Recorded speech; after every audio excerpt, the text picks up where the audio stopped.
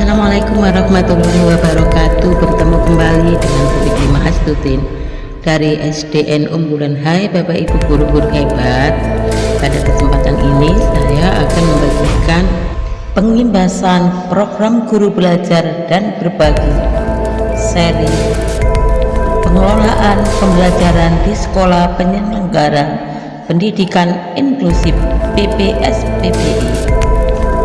Program guru belajar dan berbagi seri pengelolaan pembelajaran di sekolah penyelenggara pendidikan inklusif atau SPPI dirancang oleh Direktorat Guru dan Tenaga Pendidikan Menengah dan Pendidikan Khusus untuk menjawab tantangan guru di SPPI agar mampu mengelola pembelajaran di kelas masing-masing secara efektif.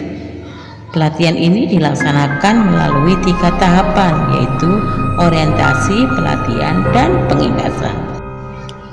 Apa tujuan program guru belajar dan berbagi seri pengelolaan pembelajaran di sekolah penyelenggara pendidikan inklusif?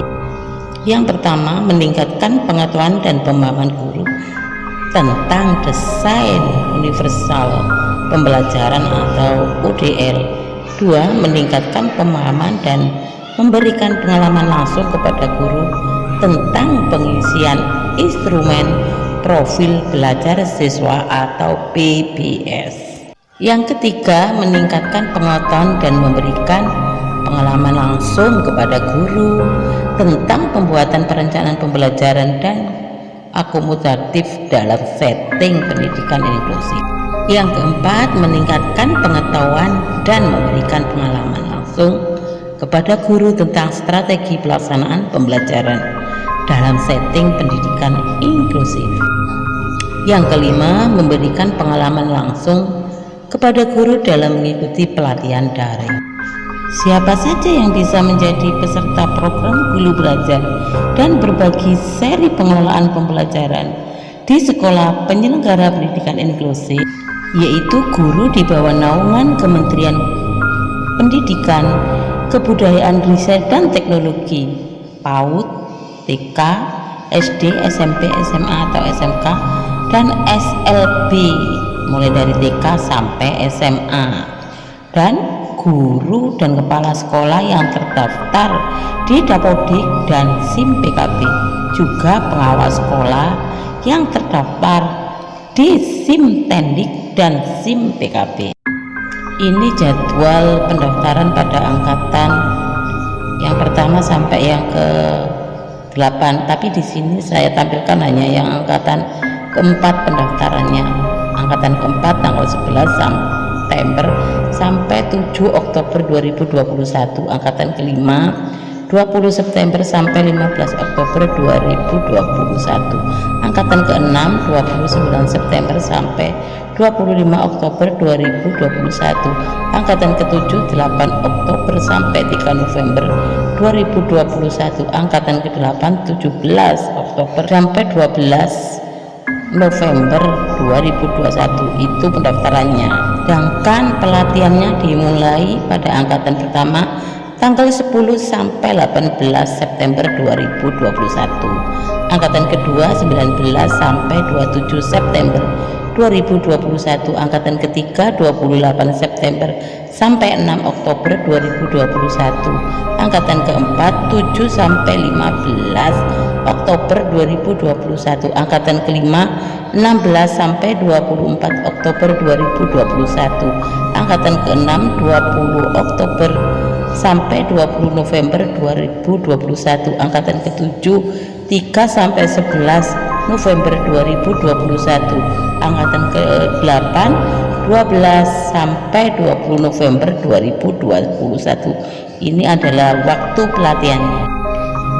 Pada kesempatan ini saya akan membagikan salah satu materi dalam pelatihan ini. Sebetulnya materinya banyak, itu salah satunya adalah desain universal. Apa sih desain universal? Adalah desain komposisi suatu lingkungan sehingga dapat diakses, dipahami, dan digunakan semaksimal mungkin oleh semua orang tanpa memandang usia, ukuran, kemampuan, dan kecacatan. Otoritas Disabilitas Nasional tahun 2020. 2019. Nah, para arsitek dalam mendesain sebuah bangunan modern itu sangat memperhatikan kebutuhan penggunanya, yaitu dengan cara mempertimbangkan 3 hal sebagai berikut. Misalnya, jadi kita membuat desain itu harus dapat digunakan, yang kedua dapat diakses oleh semua orang, dan yang ketiga inklusif. Nah, konsep desain universal awalnya digunakan dalam bidang ilmu arsitektur, di mana para arsitek dalam mendesain lift, tangga, ataupun yang lainnya berdasarkan pada 3 prinsip, yaitu agar dapat mengakomodasi orang yang memiliki hambatan dalam mobilitas.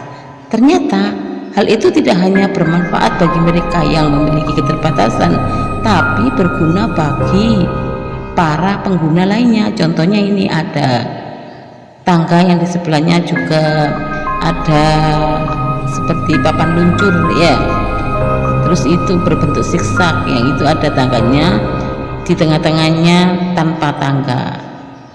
Nah, ini kan bisa digunakan untuk berbagai kalangan. Nah, desain seperti ini kan bisa digunakan untuk yang memakai kursi roda ataupun sepeda.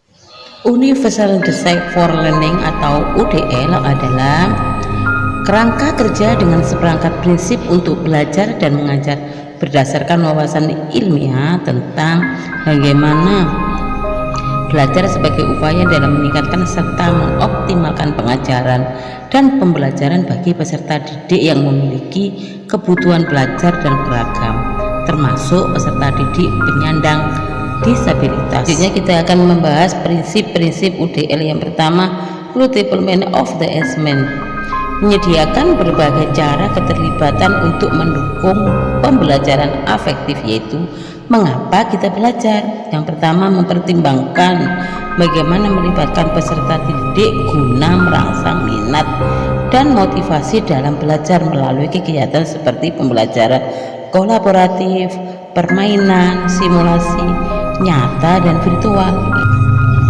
Prinsip yang kedua yaitu multiplement of the representation, yaitu menyediakan berbagai sarana yang representatif untuk mendukung cara kita memberikan makna kepada pembelajar, menyediakan konteks melalui berbagai cara seperti diskusi, bacaan, teks digital, dan presentasi multimedia.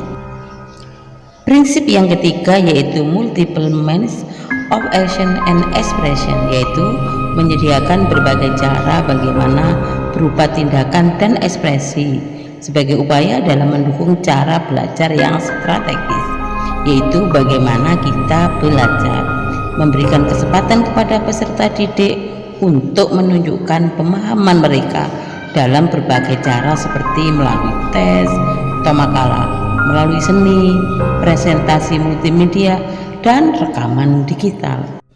Nah, ini selanjutnya yang kita lakukan jika di kelas kita ada siswa yang mengalami disabilitas. Ya, yang harus kita lakukan adalah memodifikasi. Memodifikasi apa? Yang pertama yaitu tujuan. Jadi tujuan kita sesuaikan dengan peserta didik, yaitu reguler dan disabilitas, sesuai dengan atau hambatannya. Terus yang kedua, kita lakukan juga modifikasi isi atau materi pembelajaran. Kita juga sesuaikan juga untuk reguler dan untuk mereka yang mengalami disabilitas ataupun hambatan. Juga proses ini kita sesuaikan juga, misalnya pemilihan metode, ya, elemen modul pembelajaran, juga strateginya, juga lain-lainnya. Ya, pokoknya diusahakan pelajaran itu sesuai dengan kebutuhan peserta didik. Setelah itu yaitu memodifikasi penilaian, kita sesuaikan dengan kondisi siswa, yaitu siswa yang reguler maupun siswa yang mengalami hambatan. Jadi kita sesuaikan, jadi kita bedakan penilaiannya. Nah, itulah salah satu layanan yang bisa kita lakukan agar peserta didik bisa berkembang secara optimal dan sesuai dengan kebutuhannya. Sampai di sini saja materi yang bisa saya bagikan pada program GBBPPS